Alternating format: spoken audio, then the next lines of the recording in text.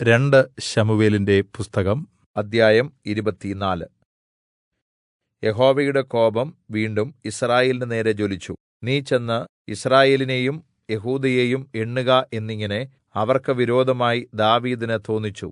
അങ്ങനെ രാജാവ് തന്റെ കൂടെ ഉണ്ടായിരുന്ന സേനാധിപതിയായ യോവാബിനോട്, ദാൻ മുതൽ ബേർശേബ വരെ യിസ്രായേൽ ഗോത്രങ്ങളിൽ എല്ലായിടവും നിങ്ങൾ സഞ്ചരിച്ച് ജനത്തെ എണ്ണി യുദ്ധപ്രാപ്തരായവരുടെ സംഖ്യ എന്നെ അറിയിക്കുവിൻ എന്ന് കല്പിച്ചു.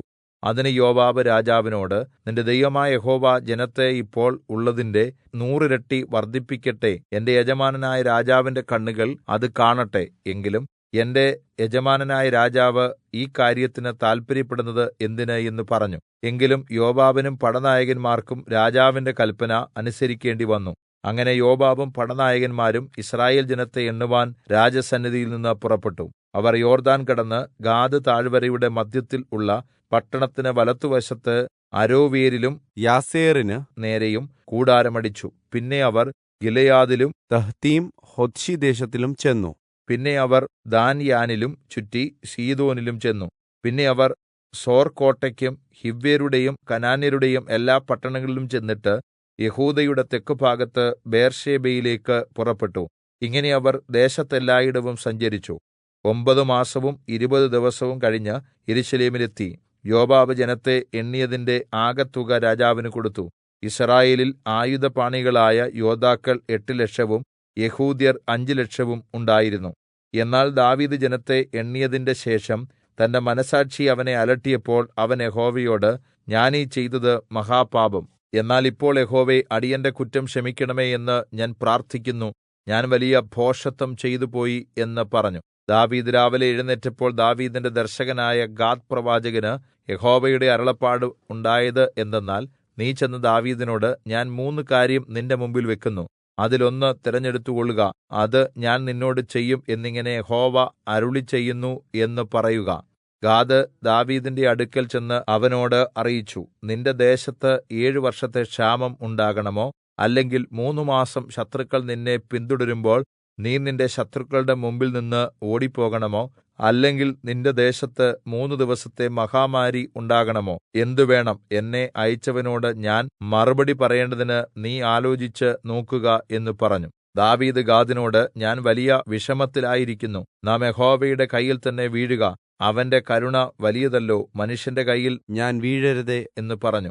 അങ്ങനെ യഹോവ യിസ്രായേലിന്മേൽ രാവിലെ തുടങ്ങി നിശ്ചയിച്ച സമയം വരെ മഹാമാരി അയച്ചു. ദാൻ മുതൽ ബേർശേബ വരെ ജനത്തിൽ 70,000 പേർ മരിച്ചുപോയി. എന്നാൽ ദൈവദൂതൻ യെരൂശലേമിനെ നശിപ്പിക്കാൻ അതിന്മേൽ തന്റെ കൈ നീട്ടിയപ്പോൾ യഹോവ അനർത്ഥത്തെക്കുറിച്ച് അനുതപിച്ച് ജനത്തിൽ നാശം ചെയ്യുന്ന ദൂതനോട്, മതി, നിന്റെ കൈ പിൻവലിക്കുക എന്ന് കല്പിച്ചു.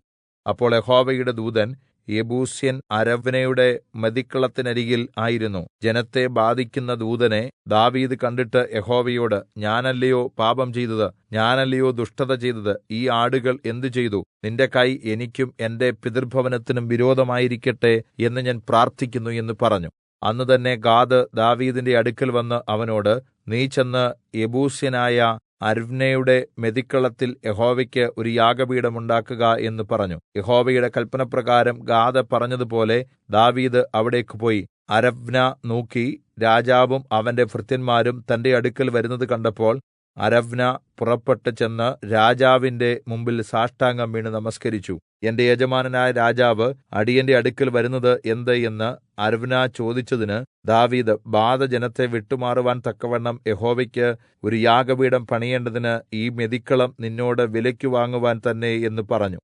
അരവ്ന ദാവീദിനോട്, എന്റെ യജമാനനായ രാജാവിന് നല്ലതെന്ന് തോന്നുന്നത് എടുത്ത് യാഗം കഴിച്ചാലും ഹോമയാഗത്തിന് കാളകളും വിറകിന് മെതിവണ്ടികളും കാളകളുടെ നുകങ്ങളും ഇതാ, രാജാവേ, ഇവയെല്ലാം അരവ്ന രാജാവിന് തരുന്നു എന്ന് പറഞ്ഞു.